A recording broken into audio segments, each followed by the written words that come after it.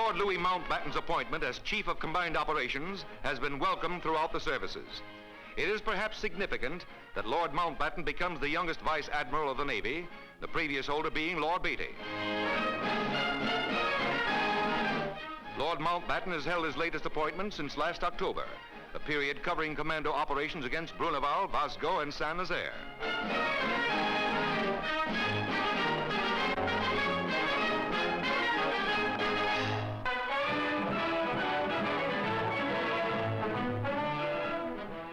Bad news for Herr Schickelgruber starts off on a new tack as representatives of 14 United Nations meet in Ottawa to coordinate allied plans to train an air force that'll keep those three so-called partners awake nights. Pilots from all the United Nations are ready to blast the Axis.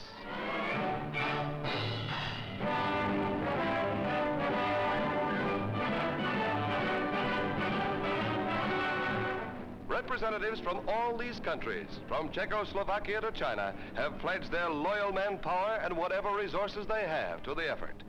Don't look now, Adolf, Hirohito, and what's the other one's name? But those early bomb showers will bring Allied victory.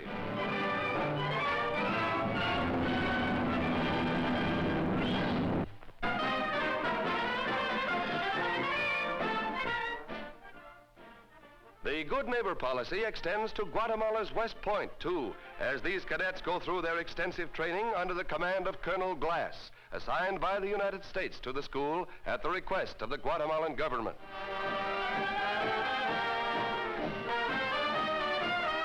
With such advanced training supplementing their traditional tactics, they prove an even greater United Nations asset.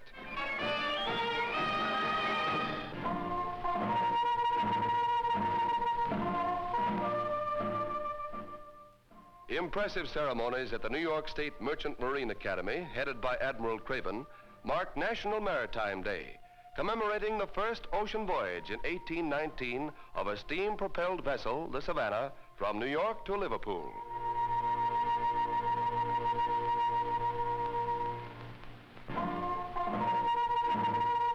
A wreath is dedicated to the brave officers and men of the Merchant Marine, lost at sea. In Philadelphia, relatives of victims of U-boat sinkings join in tribute along the historic Delaware.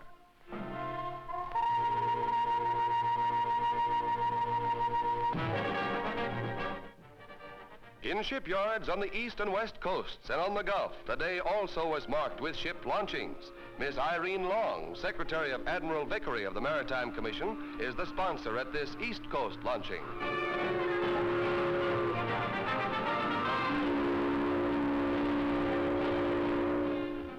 Later, the new freighter, Richard Bassett, goes down the ways, too, sponsored by Mrs. J.F. McGinnis. 21 Liberty ships have already been delivered from this Bethlehem Fairfield yard alone.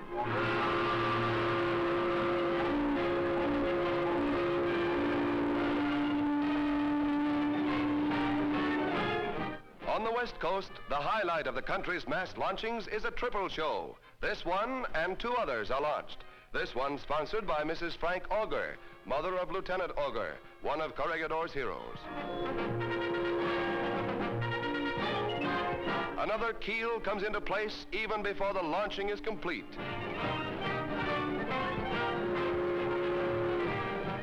This Oregon Shipbuilding Company also delivered 3 completed ships the same day. That's some sort of a record. 3 launchings, 3 keels laid, and 3 deliveries all the same day at the same yard. Great news of our national war effort.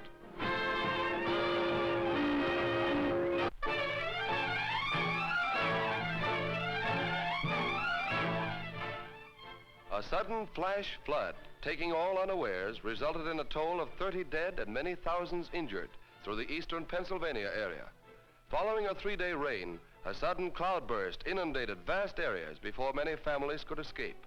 Those who did had no chance to salvage property.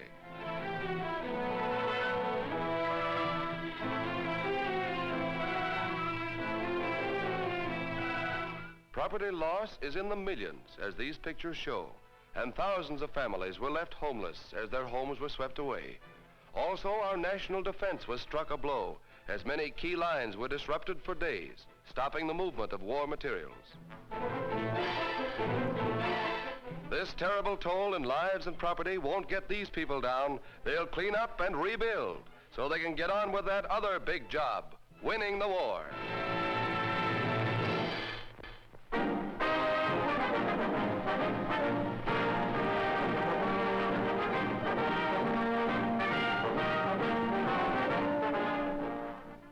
A crowd of 30,000 here today is setting a New York betting record, but that seems incidental to Al Sabb's presence as he goes to the post in the Wither Stakes.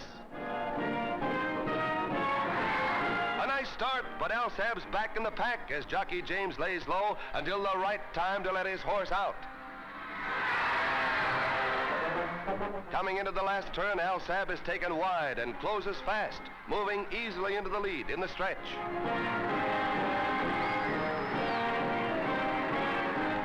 The wonder horse among the 2-year-olds, Al Sabb seems well on the way to be a 3-year-old champ, despite his defeats earlier this season. Over 20 grand for his owner, and all Al Sabb has to say is, watch me now in the Belmont Stakes.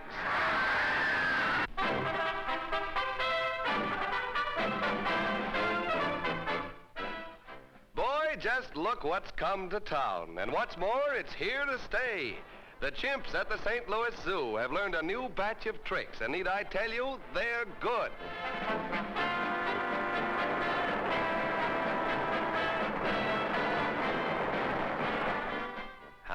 An equestrian act, but hardly of the old cowboy type.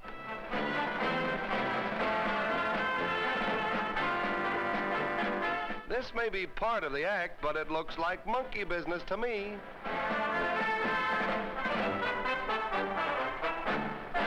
This is called Under Two Flags. Out of the dozen trained chimps at the zoo here, most of them are as good on their hands as on their feet. Here's a case where footwork helps.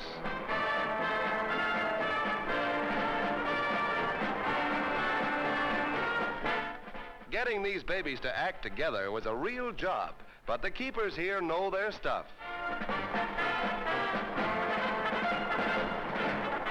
A nice bit of Roman riding. When there's a fall guy, they call him Mussolini for the rest of the week and make him sit out with the anthropoids. Chimpanzees, like human beings, frequently change their minds, but here's one that does it in a big way.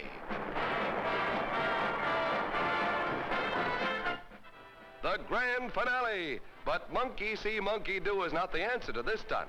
On the contrary, it took plenty of coaching. Even so, the jig's up now.